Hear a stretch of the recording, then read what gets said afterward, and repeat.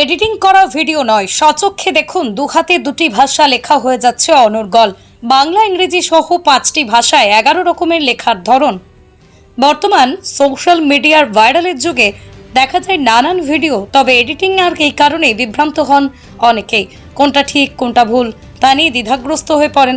তবে কোনো এডিটিং নয়, আজ আপনাদের দেখাবো দুহাতে দুটি পৃথক বিষয়ে অনর্গল লিখে চলেছেন নদিয়ার এক যুবক।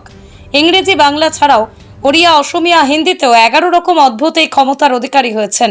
তবে অনুশীলনটা সেই 8ম শ্রেণীতে পড়া 14 বছর বয়স থেকে। এখন প্রায় 30-এর কাছাকাছি। উচ্চ মাধ্যমিক পাশ করার পর অভাবের তাড়নায় সংসারের দায়িত্ব কাঁধে তুলে নেওয়া রাজমিস্ত্রির হাড়ভাঙা পরিশ্রম করার পরেও তিনি সন্ধ্যার পর টিভির সামনে কিংবা চায়ের কি দোকানে আড্ডা পছন্দ করেন না। সেই সমস্ত ব্যস্ত থাকেন অনুশীলনে। তবে শুনে বলা আর অক্ষর পরিচিতি করে লেখার মধ্যেই ভাষা শেখার পরিশ্রম যে কতটুকু তা নিশ্চয়ই বুঝতে পারছেন আপনারা। সব্যসাচী এই যুবকের বাড়ি করিমপুর থানার অন্তর্গত নন্দনপুর এলাকায়। নাম বিপ্লব শেখ, পেশায় রাজমিস্ত্রির সহযোগী। অর্থনৈতিক পরিস্থিতি খারাপ হওয়ার কারণে স্ত্রীর দায়িত্ব, মায়ের দায়িত্ব সামলানোর জন্য সারাদিন রাজমিস্ত্রির কাজ করে পরে বাবাজি পালন করেন বাড়িতে। তবে বিপ্লববাবু তার দুহাতে অনর্গল লেখার জন্য ইতিমধ্যে ভাইরাল সোশ্যাল মিডিয়াতে। তবে 11টা বিষয়ের উপর কিংবা 1 মিনিটে 180টি শব্দ লেখার উপর কিংবা 5টি ভাষার উপর কোনো একজন ব্যক্তির খোঁজ তিনি এখনো পাননি। তাই আশার আলো রয়েছে তার কৃতকর্ম হয়তো একদিন রেকর্ডধারী হিসেবে মান্যতা পেতে পারে। Only 50 meters from Palpara railway station and 1.5 kilometer from National Highway, Palishuri Supermarket Complex, the largest market complex in Nodia district. 1, 2, 3, 4 BHK flats starting from 11.99 lakhs. Instant bank loan. Book now.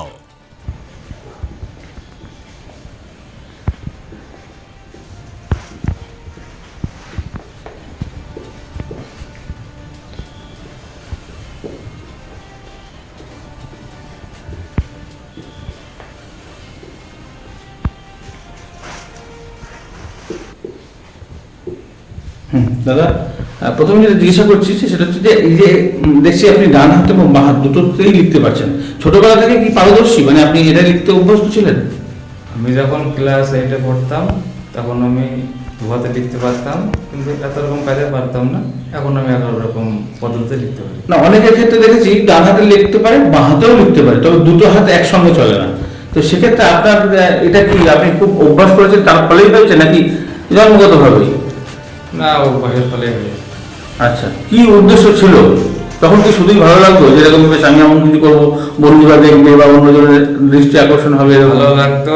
আমার উদ্দেশ্য India book of রেকর্ডে নাম ওঠানোর, কিন্তু আমি একজন গরিব মানুষ হিসাবে আমি পারিনি এসব। সেটা কি কারণে, মানে পদ্ধতিগত ব্যাপারগুলো বুঝতে পারছেন না? কিভাবে কাগজপত্র কোথায় ফর্ম ফিল আপ করতে হবে নাকি টাকা? পদ্ধতিও বুঝতে পারি না খুব একটা, টাকারও প্রয়োজন আছে, যেহেতু আমি একজন দিনমজুরি কাজ করেন। এমনি পড়াশোনা কতদূর করেছেন? আমি হায়ার সেকেন্ডারি পাস করেছি, তারপরে 1 বছর কলেজে পড়েছিলাম, তারপরে বাড়তে বাইরে। পড়াশোনা কেন করলেন না? টাকার অভাবে। বাড়িতে কে কে আছে? আর বাড়িতে বাবা আছে, মা আছে, ভাই আছে, আমার স্ত্রী আছে। তখন ছিল না যখন কলেজে পড়তাম। আচ্ছা, সন্তান? সন্তান আপাতত নাই। তো এই যে কাজে যান যখন, তার মধ্যে সময় পান? রাজমিস্ত্রি কাজ করেন, যথেষ্ট মানে পরিশ্রমের কাজ, তারপরে ফিরে এসে এই খাতা পেন নিয়ে আবার বসতে ইচ্ছা করে? ইচ্ছা করে না, তো করতে হয়। এই যে আপনাদের দেখলাম অনেক রকম ইউটিউবে বিভিন্ন রকম রাজ্যের কিভাবে তারা লিখছে, বাংলাতে ডানাতে, সেই সমস্ত তথ্য আছে আপনার কাছে, এগুলো কি আগ্রহ থেকে? এগুলো আগ্রহ আছে আমার। প্রথমে যখন আমি লেখা জানতাম, আমার কাছে তো বড় মোবাইল ছিল না, তারপরে কেনার পরে দেখলাম লেখা বিভিন্ন ধরনের ভিডিও। এগুলো কি সার্চ করে করে দেখেন যে মানে আপনি যেটা লিখছেন সেটা নাকি অন্য লেখাটাও দেখেন? কিন্তু বিভিন্ন রকম ভিডিও দেখি লেখার, সেগুলো দেখেও কিছু শিখেছেন? নিজেও জানতাম এবং শিখেছি এখন বর্তমানে। আর এই যে 11 নম্বর পর্যন্ত এখানে লেখা রয়েছে বিভিন্ন রকম আপনাদের পদ্ধতি, তো এই পদ্ধতি কি 11 রকমের হয় নাকি? না, যে যখন পারে। আমি 11 রকম পারি, আমারটা আমি করছি। মানে কতগুলো ভাষাতে করেন এটা? যেমন বাংলা, ইংরেজি দেখলাম, একবার হিন্দিও দেখলাম, এরকম আর একটা ভাষা কি এডিশন হয়? এডিশনাল হয় বলতে গেলে আমার যখন আমি কাজে ছিলাম বাইরে, আমার উড়িয়া, আসামের হিন্দিওয়ালা বন্ধু ছিল, উড়িয়া, আসামের ভাষা লিখতে পারি। আচ্ছা, তো তাদের সঙ্গে কথা বলতে বলতে তো ভাষা শিখে যাবেন, এটা স্বাভাবিক, আমরাও জানি। কিন্তু লেখাটা তো শিখতে গেলে যথেষ্ট অক্ষর জ্ঞান দরকার, আকার ভাষিকা সেগুলো দরকার, এগুলো শিখেছিলেন সব? হ্যাঁ, কতদিন ধরে প্রচেষ্টা করার পরে এই ভাষাগুলো শিখেছেন? আমি বাইরে ছিলাম আমার বন্ধুদের সাথে 10 বছর, সেখানে বিভিন্ন ভাষার লোক ছিল, বন্ধু ছিল। কোথায় ছিলেন সেটা? সেটা ব্যাঙ্গালোর ছিলাম। আচ্ছা, এই কাজ, এই রাজমিস্ত্রির কাজের সুবাদেই সেখানে গিয়েছিলেন? হ্যাঁ, আচ্ছা, তো এখন না তার মানে এই ত্রুটি মানে কিভাবে অ্যাপ্লাই করতে হবে বিভিন্ন রকম রেকর্ড করতে গেলে সেগুলো বুঝতে পারছেন না, টাকাও দরকার, তাই তো? তো এখন নতুন কোন পরিকল্পনা রয়েছে? যে 11 নম্বর এখানে দেখলাম, 11টা পদ্ধতি আপনি আয়ত্ত করতে পেরেছেন, এবারেও কি আরো পদ্ধতি আছে? অন্তত 11খানি রাখছি, পরে আরো চেষ্টা করবো। কিছু কিছু দেখলাম উল্টো, সেগুলো কি মিরর এফেক্ট, মানে অর্থাৎ আয়না ধরলে সোজা হয়ে যাবে? কখনো ডান দিকে মিরর, কখনো বাম দিকে মিরর, কখনো দু সাইড সমান মিরর, কখনো দু সাইডেই সাধারণ লেখা। আচ্ছা, একটা অক্ষর ধরুন, তার ডান দিক থেকে লিখতে লিখতে যাচ্ছেন আর বাড়ির থেকে লিখতে যাচ্ছেন, মিলে যাচ্ছে, সেক্ষেত্রেও তো আমরা দেখলাম। তো এটা মাথা কিভাবে কাজ করে? কারণ মস্তিষ্ক তো নির্দেশ দেয় হাতকে, তো সেই জায়গায় বাঁ হাতকে একই নির্দেশ দিচ্ছে, ডান হাতকে আর এক নির্দেশ দিচ্ছে। এটা প্র্যাকটিসের উপর নির্ভর, আমাকে খুব প্র্যাকটিস করতে হয়েছিল। আমি কাজের শেষে যখন রুমে থাকতাম বন্ধুদের সঙ্গে, তখন আমি প্র্যাকটিস করতাম।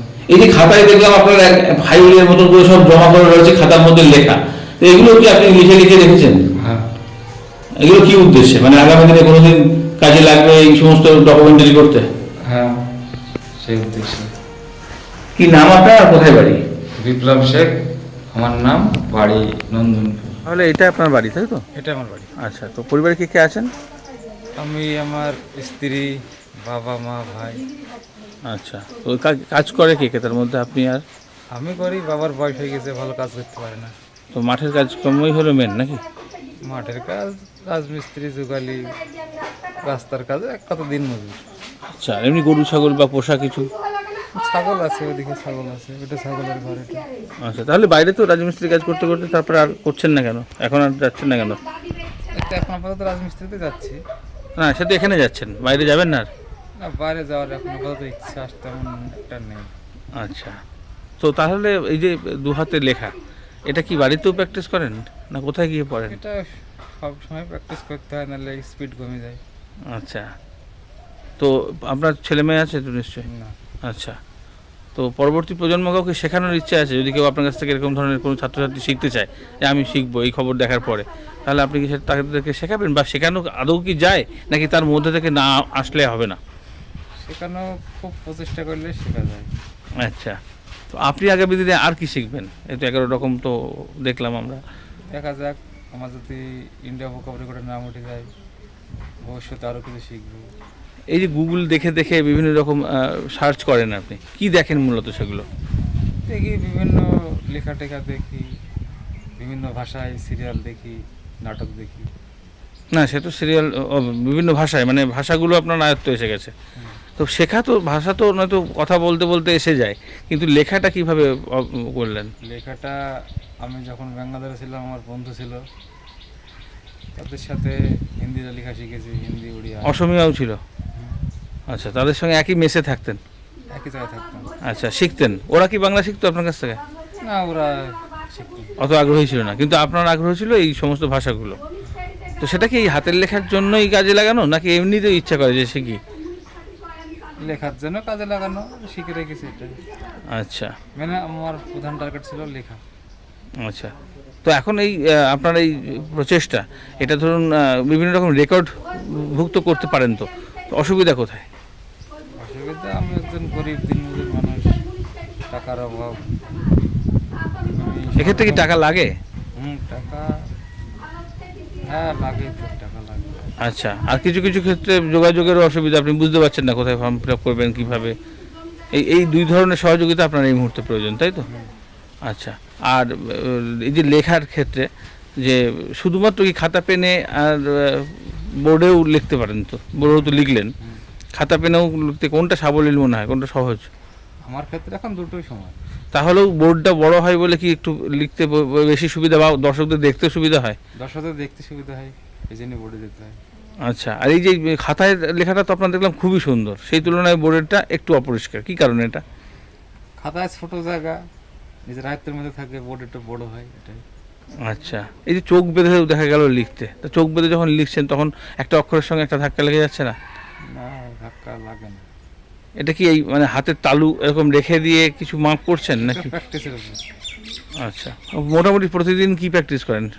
হ্যাঁ, আমি প্রতিদিন প্র্যাকটিস করি কম বেশি। কখন করেন? সারাদিন তো কাজ থাকে। রাত্রিবেলায়। রাত্রিবেলায় সবাই মানে খাওয়া দাওয়া হয়ে গেলে তারপরে নাকি? হ্যাঁ, প্রতিদিন করি আমি প্র্যাকটিস। আমি যখন বাইরে থাকি কাজ করি তখন। আচ্ছা, কি নাম বললেন আপনার? বিপ্লব শেখ, এই জায়গাটার নাম? নন্দনপুর। নদিয়ার সব থেকে বড় English medium school JRS public school প্রায় ৩৫ বিঘা জমির ওপর গড়ে উঠেছে বিশাল ক্যাম্পাস। নার্সারি থেকে শুরু করে উচ্চ মাধ্যমিক, ITI college, law college, BEd college, ভর্তি চলছে। JRS public. আপনি কোথায় ইনভেস্ট করবেন, কেন করবেন, বুঝতে পারছেন না তো? সঠিক গাইডলাইন পেতে আজই আসুন নদিয়ার চাকদাতে নিবেদিতা প্রাইভেট লিমিটেডে। Nivedita private limited, marketing and distribution service. Balcony বা সিঁড়ির রেলিং, মডিউলার কিচেন বা ড্রয়িং রুম, এক কথায় আপনার স্বপ্নের বাড়িকে করে তুলুন আরো সুন্দর। Chakdah ply centre, gorgeous look বা কোয়ালিটি সবে 3 নম্বর 1 Chakdah ply centre. Chakdah ply centre, KBM, Chakdah, Nadia. হোমওয়ার্কটা করেছো? হ্যাঁ স্যার। এ বাবা, ভুল করেছো কেন? চোখে কেমন ঝাপসা দেখছি, লিখতে আর পড়তে খুব সমস্যা হচ্ছে। চাকদার মডার্ন অপটিক্স থেকে ভালো চোখের ডাক্তার দেখিয়ে নাও। প্রতিদিন প্রকৃত চোখের ডাক্তার ও দৃষ্টি বিশেষজ্ঞ মডার্ন অপটিক্স, চাকদহে। স্যামসাং, জিও, রিয়েলমি,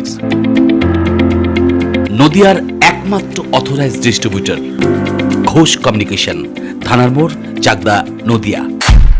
নদিয়া জেলার সব থেকে বড় বিল্ডার্স চাকদার মা মনসা বিল্ডার্স, রড ও সিমেন্টের পাইকারি ও খুচরো বিক্রেতা। মা মনসা বিল্ডার্স, পদ্মবিলা, চাকদা, নদিয়া। রড কেনাকাটায় থাকছে ডিসকাউন্ট অফার। মা মনসা বিল্ডার্স।